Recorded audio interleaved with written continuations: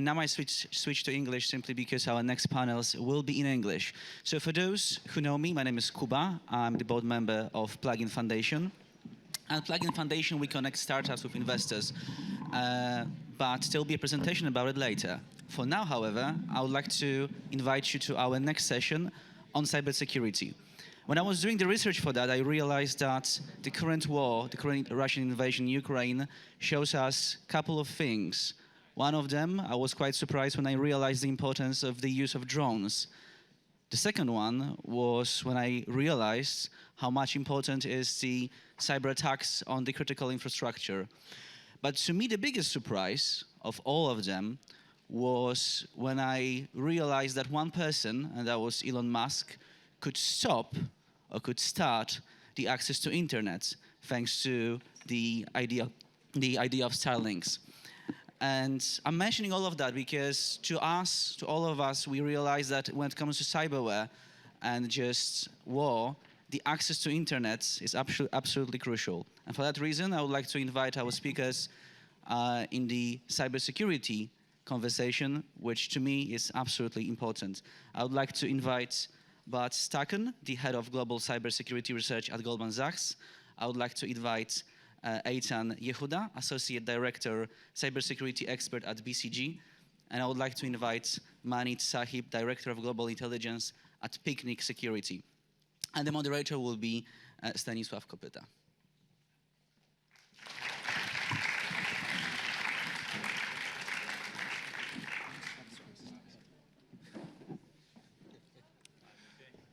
All right, so ladies and gentlemen, welcome to the cybersecurity panel.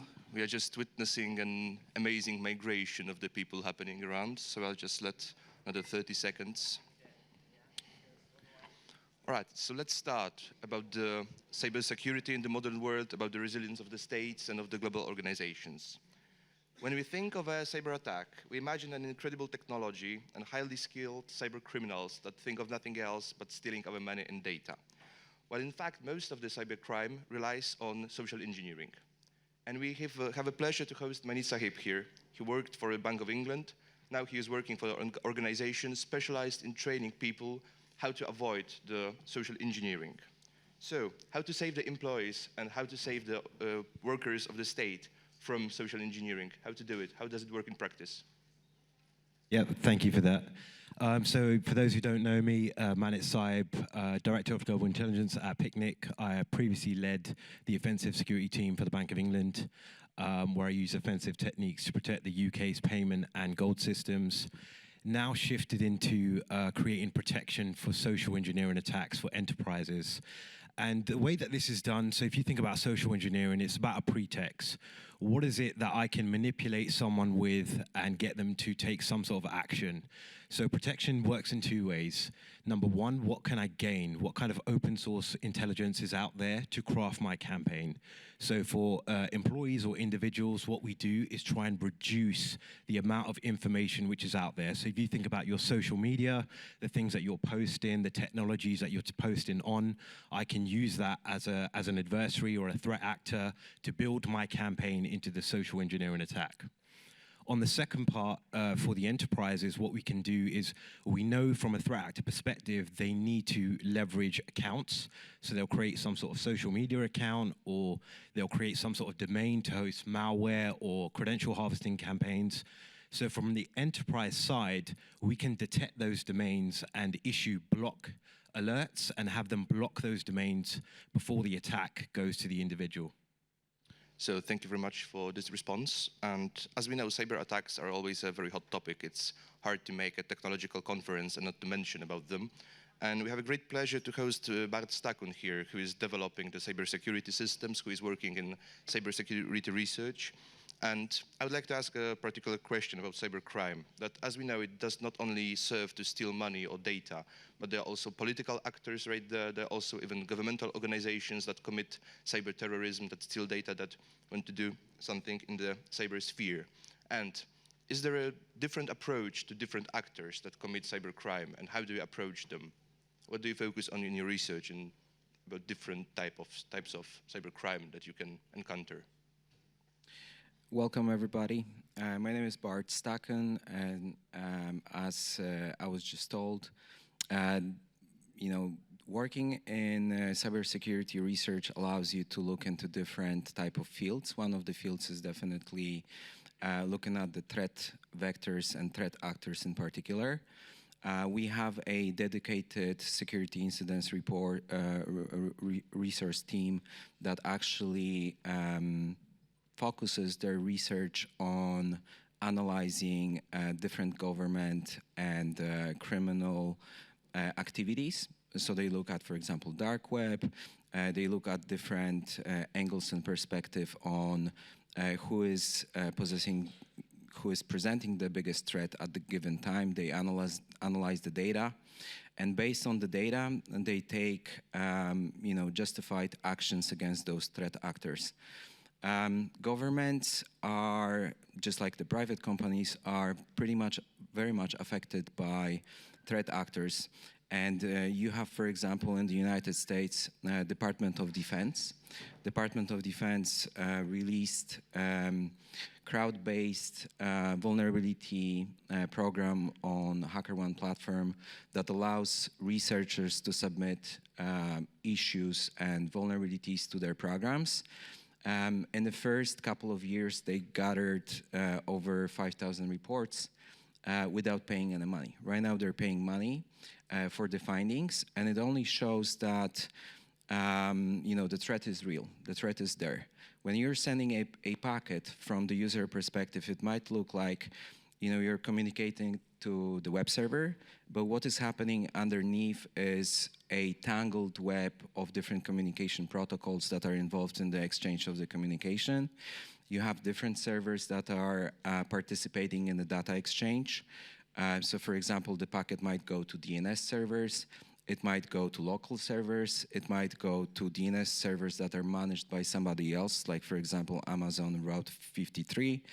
It might go to load balancers, it might go to caching servers, it might go to content delivery networks. Every single of those systems is protected by a specific configuration set, as well as technologies involved in the exchange. So for example, if you have Apache web server might be enhanced with modules, and those modules might be vulnerable to some sort of attacks as well.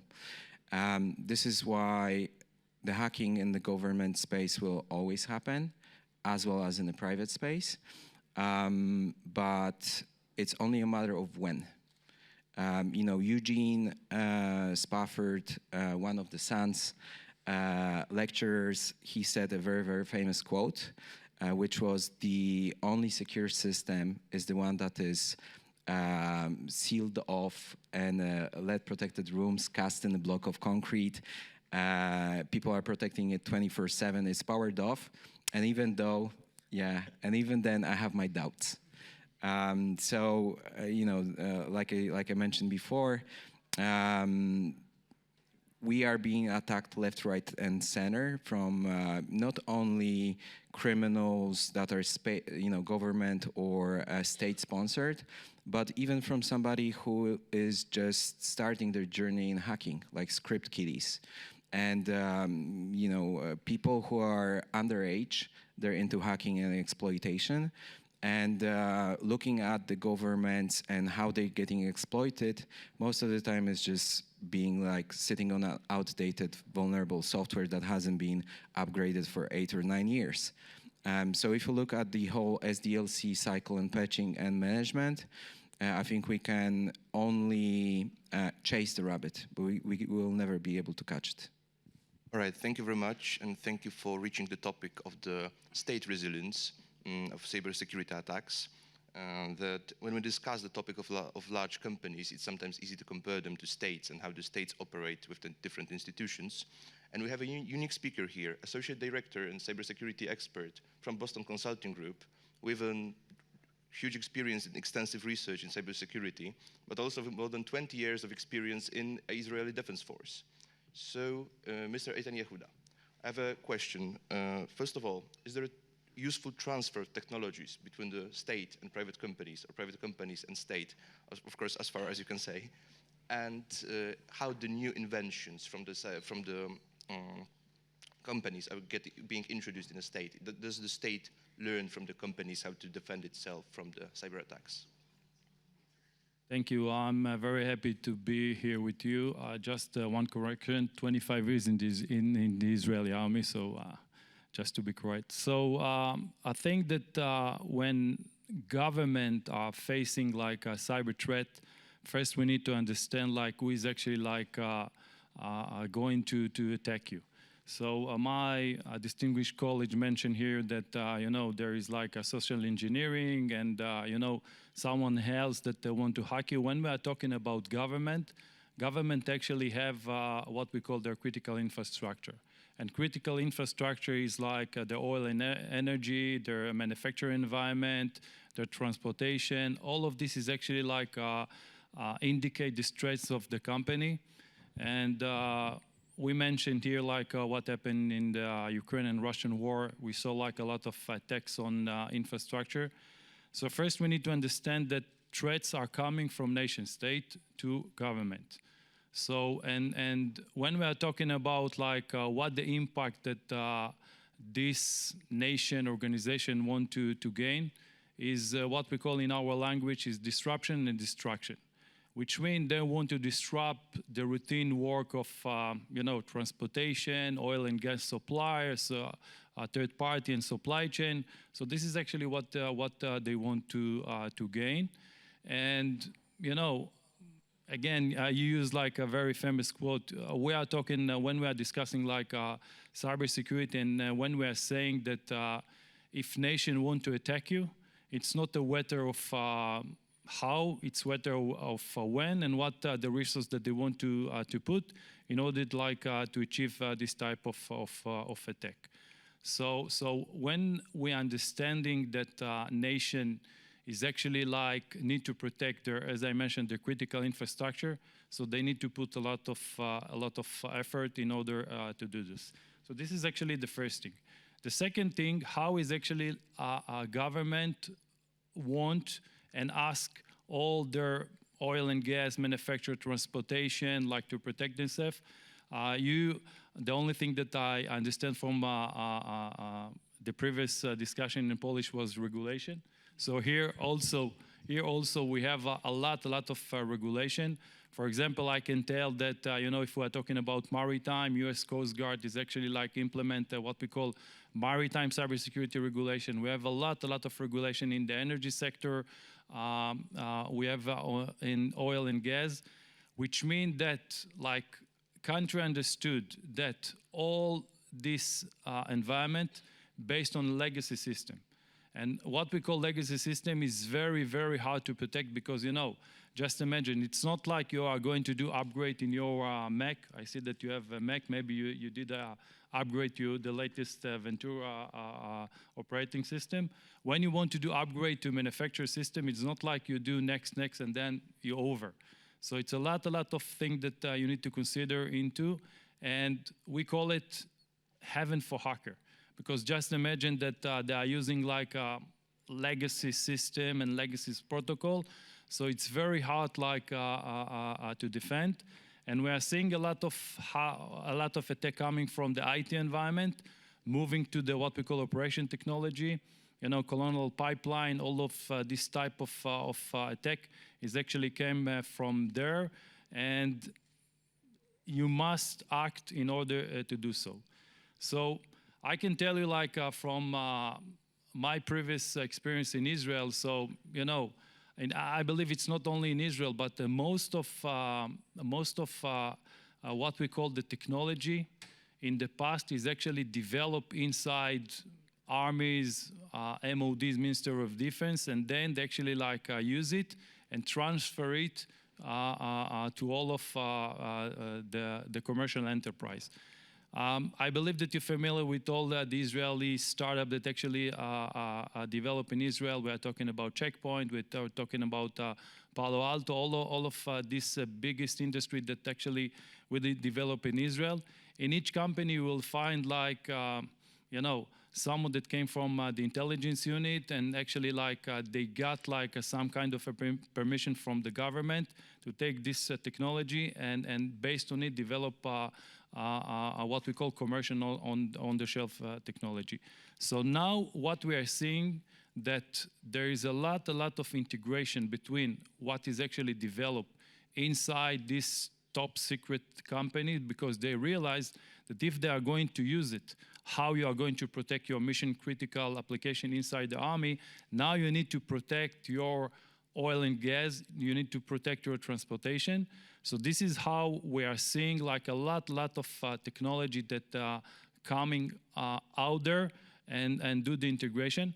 And again, I can give a lot of example of what we call startup hubs, or something like the government is actually finance them, because if you're a startup and now you want to have an access to oil and gas refinery or a port, it's not so easy, because this is not a startup that actually develops some kind of Android or iOS application that the only thing that you need is a laptop. You need to have access to this legacy system. So what we are seeing that a lot of talent startup is actually financed by the government, and they are actually get access to port, rails, all of these facilities that they know how to protect them, and this is how this integration is made. So thank you very much for sharing this detailed process of how the interventions are implemented, and we are going all about the topic of the state resilience, how it functions, how to make the state more resilient. And I'd like to reach this point from another perspective and ask Manit Sahib about the aspect of education, but not the education of companies or the governmental bodies, but the education of people. Should the cyber awareness and the social engineering awareness be somehow incorporated into schools, into public institutions? And if yes, then how to do it? That's a really good question. I mean, from an industry standpoint, we're still tackling this challenge of social engineering, right? So you've talked about script kiddies, we've talked about Colonial Pipeline. For those who don't know, Lapsus, a big group that hacked Uber, used social engineering. Twilio just got hacked by social engineering twice. They also hacked Rockstar Games, and Colonial Pipeline leveraged the human element to breach, to create the ransomware against Colonial Pipeline.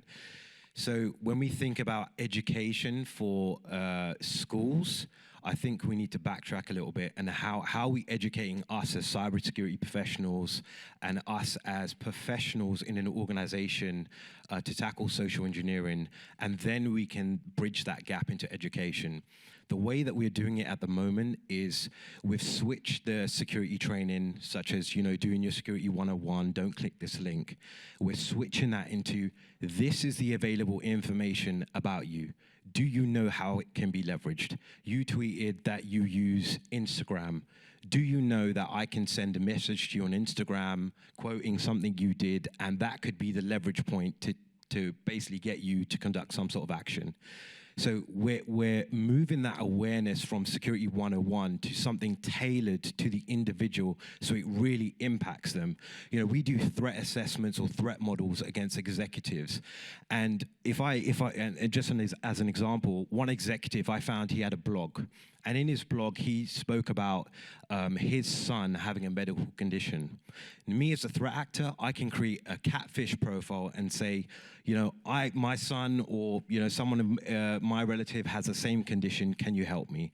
As humans, we're inclined to help others. So I've got a staged attack, I've got a reason to contact him, he's got a reason to respond because he wants to help me, and I've got him in the hook. So I won't send him something malicious to begin with, but after a few conversations back and forth, I can then give him a payload or a document, or say, hey, this is a medical note, can you just have a review? And I've got him. And then from there, we've seen lateral movement from personal devices into the corporate network. So we're taking this education, not don't click this link, but actually this is the information available about you. this is how it can be used to attack you. Now rethink what you're putting on social media. And this is something for everyone to take away, right? Rethink what you're doing, even your connections. You know, you might have a limited profile, but did you know that your likes on your Facebook pictures also indicate, you know, even if you're restricted, I can still obtain your friends from the likes that you have. So again, as a threat actor, I'm leveraging this, and I'm gonna use that as a security professional to train you how to be better. And once we've addressed this issue from a professional perspective in organizations, we can start putting it into schools and saying, you know, for our children or, you know, the next generation, this is how social media is being leveraged to trick you. Kind of like what we said to children back in the day, don't take sweets from strangers. You know, cybersecurity is gonna be that next thing, but it's how do we approach that without scaring them away from technology? So thank you very much for this answer. And staying with the education about the cybersecurity threats, it is a common thing in the United Kingdom that universities cooperate with private companies. It's being introduced more and more in Poland. But I'd like to ask Bart Stakun about the cooperation of private companies, private entities with public institutions to teach them about the cybersecurity. Should the private companies engage in this process to make the whole state more resilient, to make the environment in which they make business more resilient to cyber threats? Just like my colleague mentioned, I think this is a process.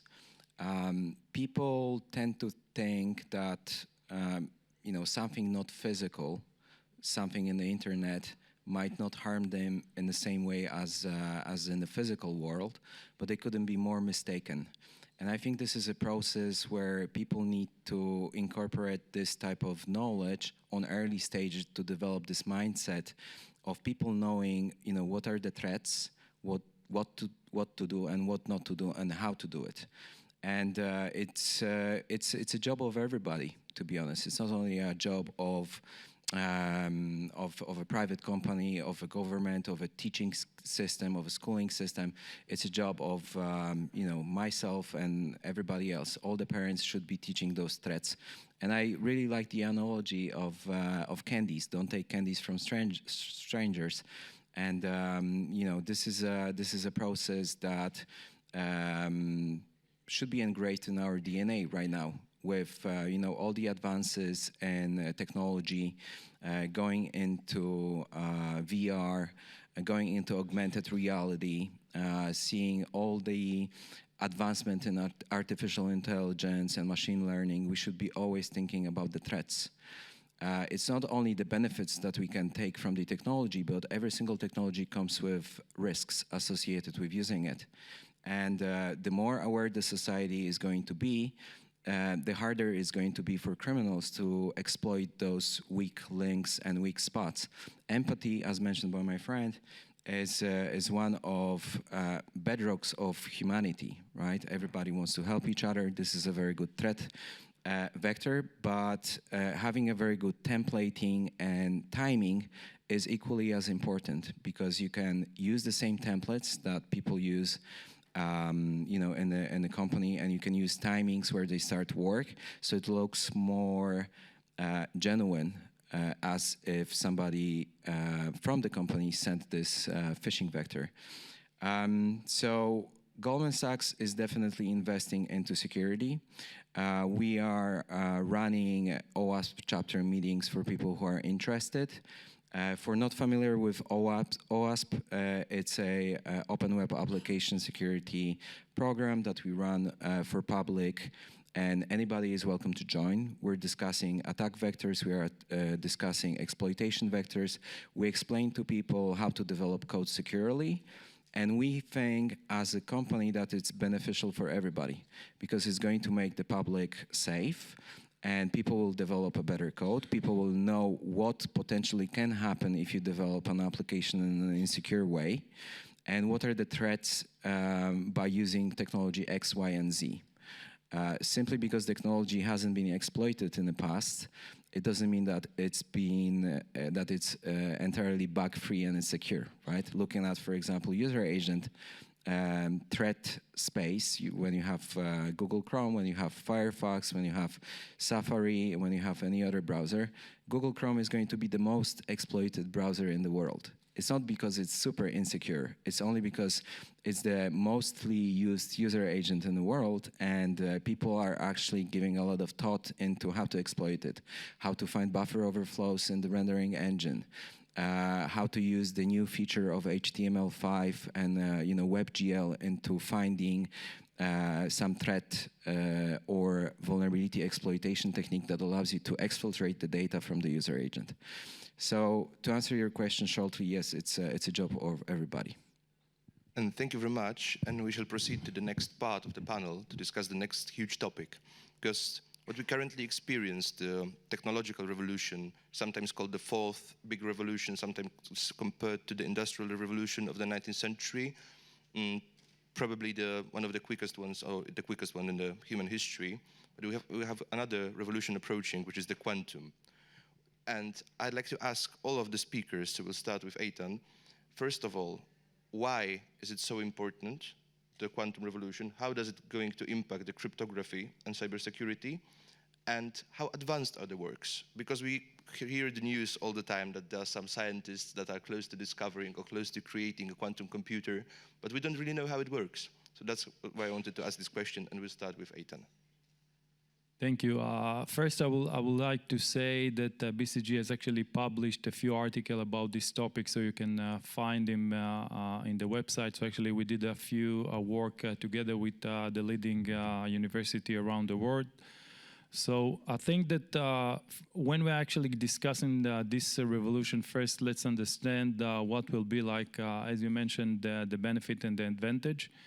And I think that when we are talking about like doing simulation, optimization of, I can give a few examples of the industry that actually we are working with, just assume like how it's going to impact the healthcare industry, like the aviation, like calculate in a very fast time, like aviation routes. And if we are talking about like the Finance Institute, how they can like find frauds. If we're talking about cybersecurity, doing all the finance simulation.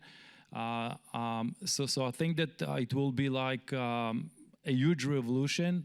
The third thing is actually like what we call the machine learning and the AI capability. And here, just imagine like if we are talking, for example, the automotive industry. So I believe that everyone is familiar with what we call the autonomous vehicle. Now, actually, like what is actually stopped them first is, again, the regulation. And second is like when we're talking about autonomous vehicle is actually how you are going to fuse in a very fast way all the information from the sensor. And when you have like a huge compute power inside the vehicle, so now you can like, calculate where to go and if you have like any kind of threats to the vehicle. So I think that the quantum revolution for sure will give a lot of impact.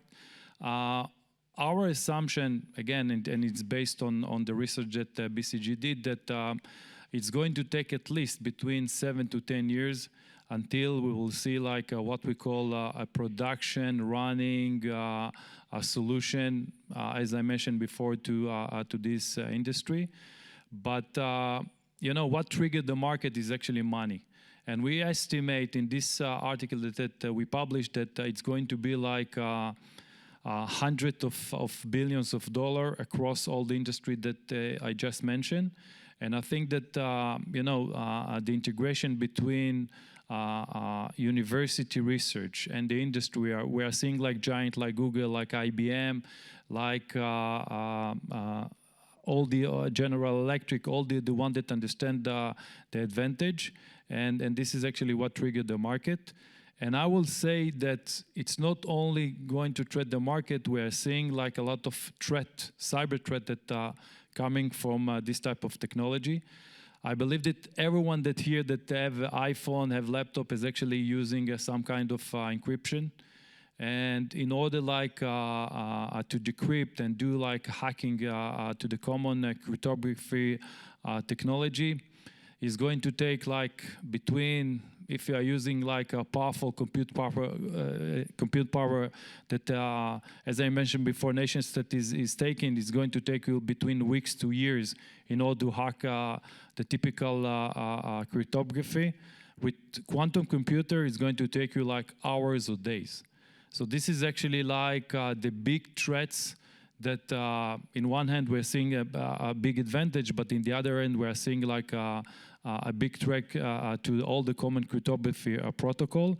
And again, this will trigger also the market, because all the traditional cryptography protocol that now all of the company are using need to be replaced because of this type of compute power and capability.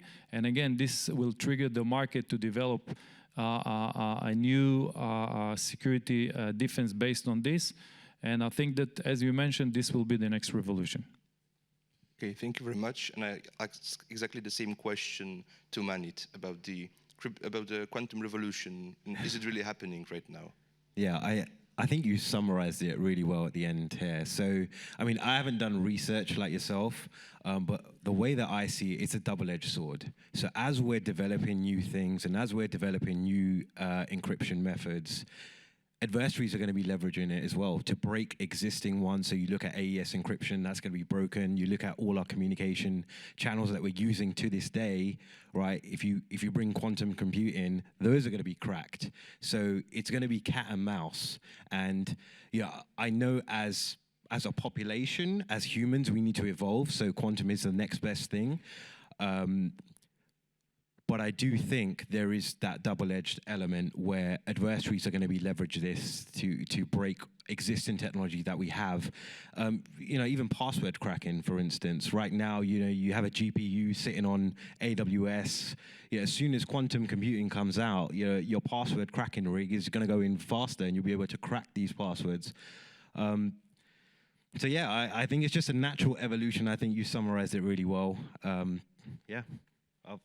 I won't say anything else on that. All right, thank you very much. I'll modify the question slightly to add some more information to it, because as Eitan has mentioned, that the quantum revolution probably we will see a fully functional quantum computer in maybe 10 years. But these are usually large devices, really expensive, so only multinational companies or huge, well-funded universities will be able to develop them. And is it possible that in a foreseeable future, so maybe in our lifetimes, the quantum computers could become a more popular device? I don't say that we will switch to quantum computing in general as a society, but maybe it will become an accessible thing. Is it possible? I asked this question to Bart. In my opinion, regular CPUs based on AMD or Intel processors will never go away. And this is a simple fact that these computers are really good at different things. Quantum processors are actively developed. They're not publicly accessible yet. There is only one platform, I suppose, on IBM and Microsoft, two platforms that allow people to research on those type of processors, but it's going to be a lot of time before they're actually going to get sold to the public. So right now you can use the multi-tenant type of compute power based on quantum computers. I think this is 53 qubits that IBM offers. And when Goldman met with IBM to discuss the quantum strategy, they want to double the size of the processors each and every year. So by the year of 2025, from 57 qubits, it should go up to 4056, and it should be, the processor is going to be called Kookaburra, just like the Australian bird. And I think that quantum computers are going to be extremely successful in breaking the encryption, but they're going to be extremely successful in making sure that the encryption is up to par, up to standards. You have NIST papers that say what are the post-quantum secure algorithms. And as my friend just mentioned, within a given time, the security decreases, and something that was secure, for example, 5 years ago is not secure anymore. Encryption is a bedrock of security, and security is based on a triad of confidentiality, integrity, and availability. When you look at the integrity, making sure that the data is secure between the client and the server is super important. And right now, when you're trying to encrypt the data and you're sending SSL handshake between the client and the server, you're negotiating what sort of encryption cipher suites should be involved into data exchange. And at the same time, you negotiate what is the protocol of the data that should be used. Looking at the threats that happened in the recent years, padding Oracle, TLS 1.0, SSL 3.0, 2.0 being deprecated, it's only a matter of time since the TLS 1.2, which is used as a secure standard right now, is going to get insecure. And I think Quantum is going to offer a little bit more than encryption itself. It's very good. The processor is going to be pretty good at aggregating and correlating the data it receives. The research has proven that it's very, very fast at calculating some things, but it's not very good at calculating some things that the standard processor is going to do. Very hot topic in the UK is definitely CCTV cameras. CCTV cameras are all around the UK, and they're collecting the images of the faces all the time. With quantum computers, we could possibly make better calculations of, biometrics and recognition of the faces. And coming back to the personal computers, quantum computers producing large amount of energies. So looking at the threat actors, if you want to burn somebody's house and they don't have good enough cooling system, you can just overheat the processor and cause some kind of hazardous fire in the house.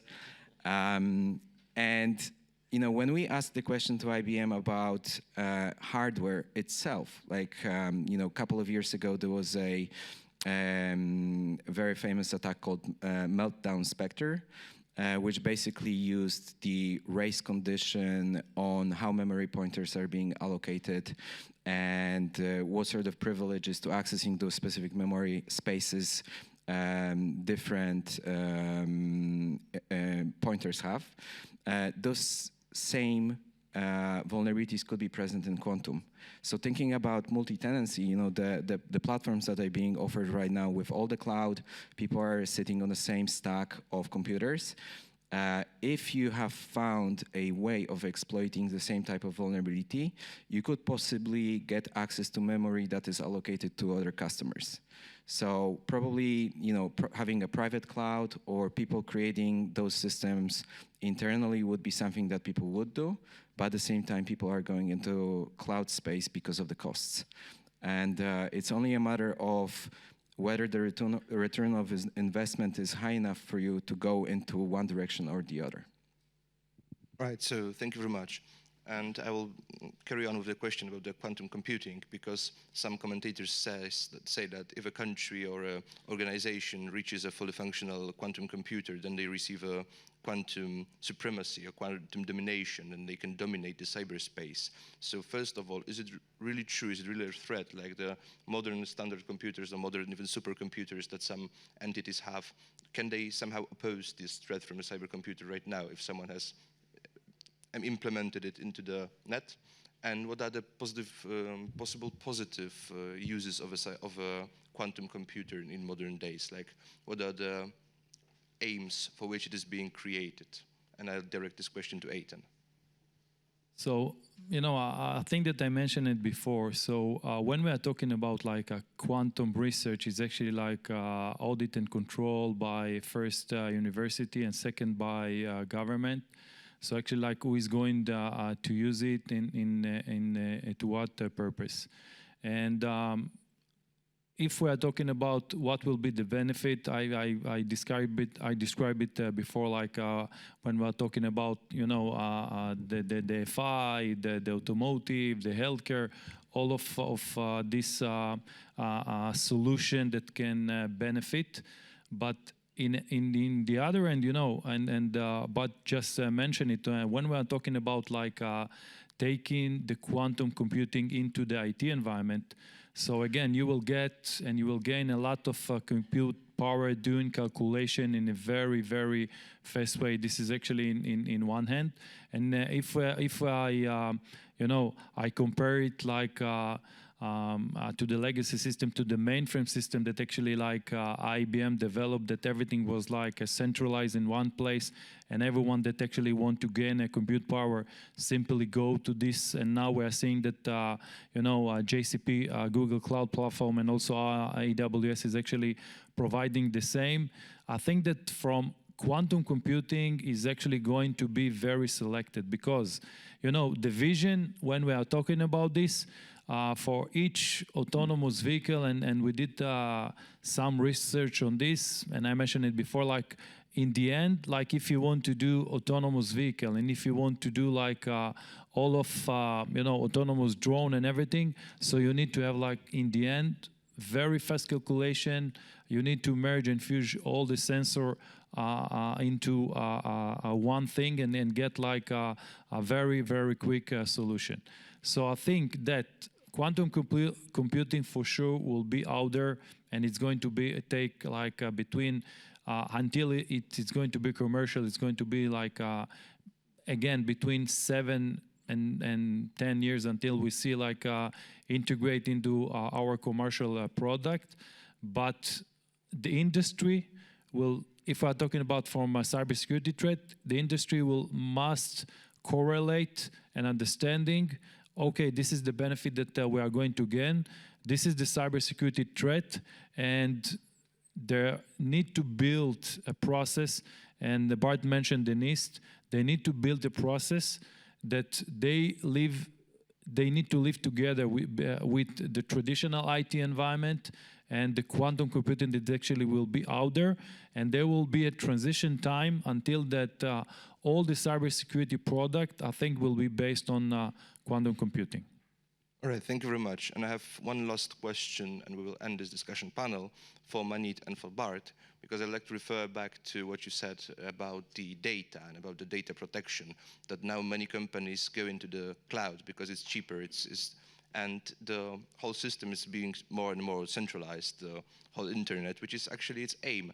But in the era of new computer inventions, in the era of new cyber threats, is it possible to somehow divide this ocean of data into smaller parts, harder to be accessed, and how it's going to impact the work of the multinational companies that mostly rely on this data and to access, which is easy, to the data that they have?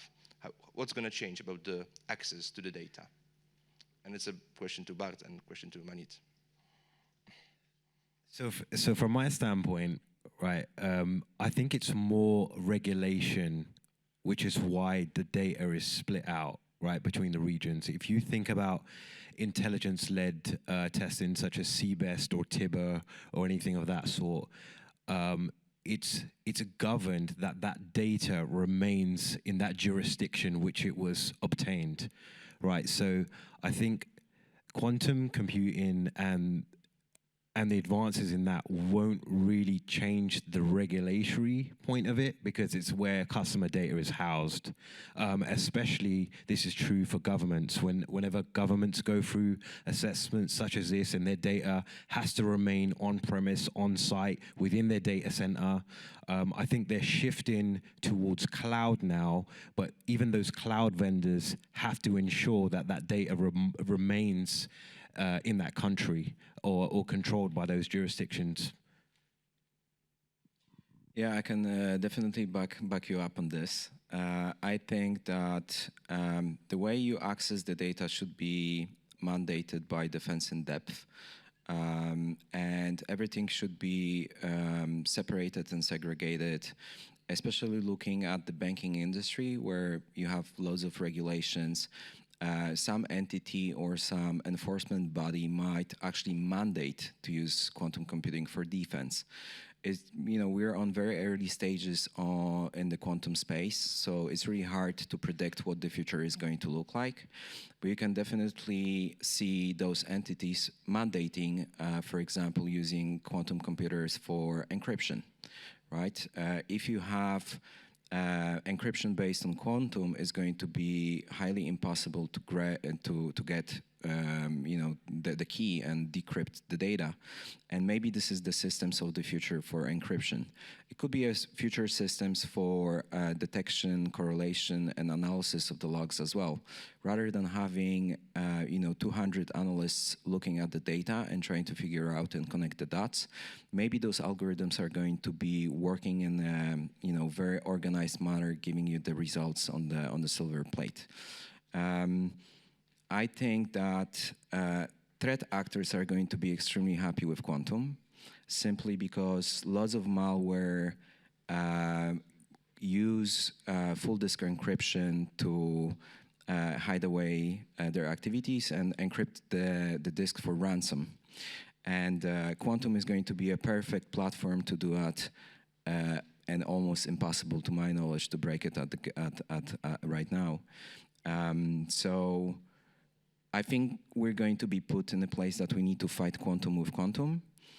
But if the technology is really, really good in what it's supposed to be doing, then chances are the protection mechanisms might not actually be able to revert the changes made by the encryption algorithms, and then we're going to be stuck in the scenario that we will have to wait for another processor to arrive.